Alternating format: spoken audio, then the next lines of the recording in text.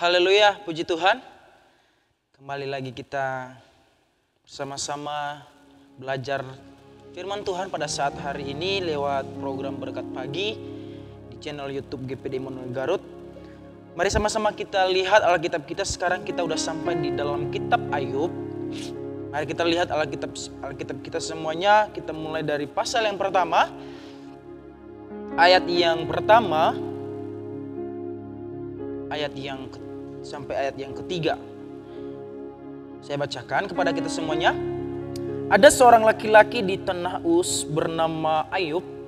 Orang itu saleh dan jujur, ia takut akan Allah dan menjauhi kejahatan. Ia mendapat 7 anak laki-laki dan 3 anak perempuan. Ia memiliki 7.000 ekor kambing domba, 3.000 ekor unta, 500 pasang lembu, 500 keledai betina, dan budak-budak dalam jumlah yang sangat besar. Sehingga orang itu adalah yang terkaya dari semua orang yang di sebelah timur. Oke, puji Tuhan, kita sama-sama hari ini belajar di dalam kitab Ayub. Dan kita juga melihat seorang tokoh yang bernama Ayub juga.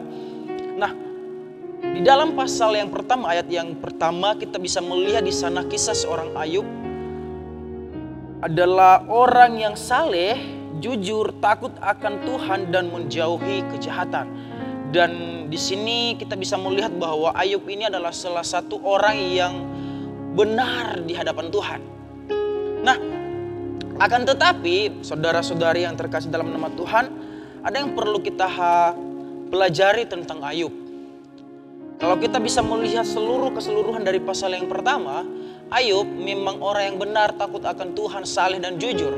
Tetapi ada sesuatu hal yang menimpa kehidupan Ayub, yaitu dia mengalami penderitaan yang cukup luar biasa.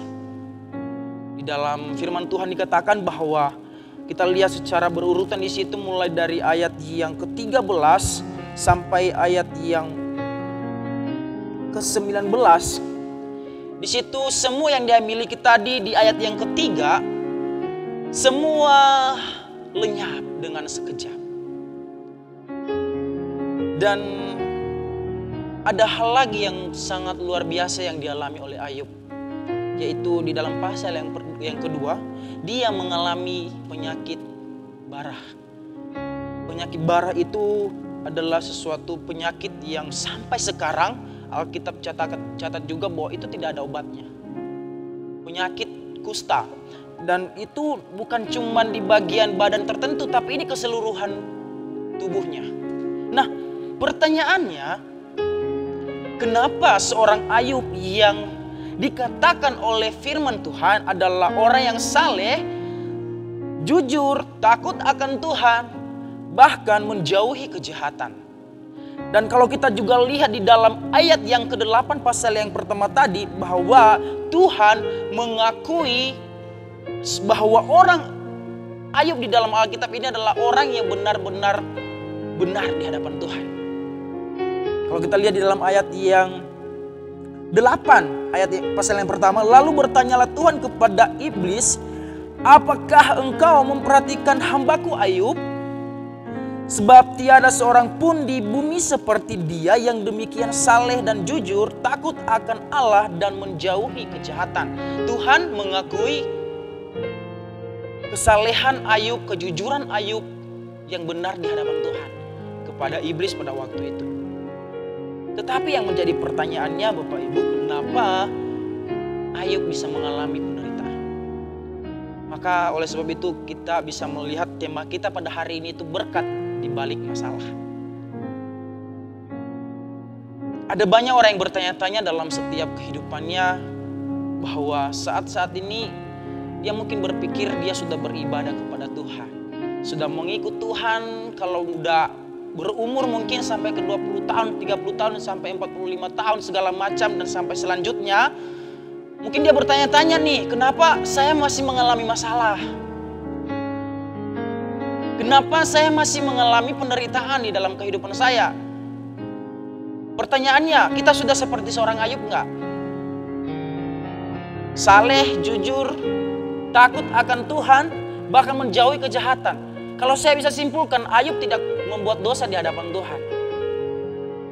Sudah seperti Ayub belum?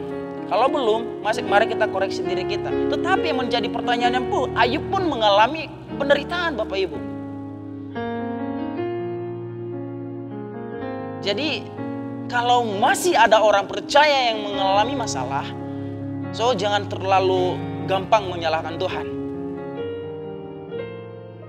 Ayub yang mengalami hal ini bukan hal yang gampang, Bapak Ibu Saudara, tapi cukup sadis. Anaknya yang ketujuh tadi diambil, hancur, seluruh kekayaannya lenyap dalam sekejap. Bahkan dia mengalami penderitaan di dalam tubuhnya.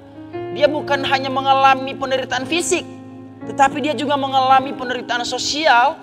Dia juga mengalami penderitaan spiritual.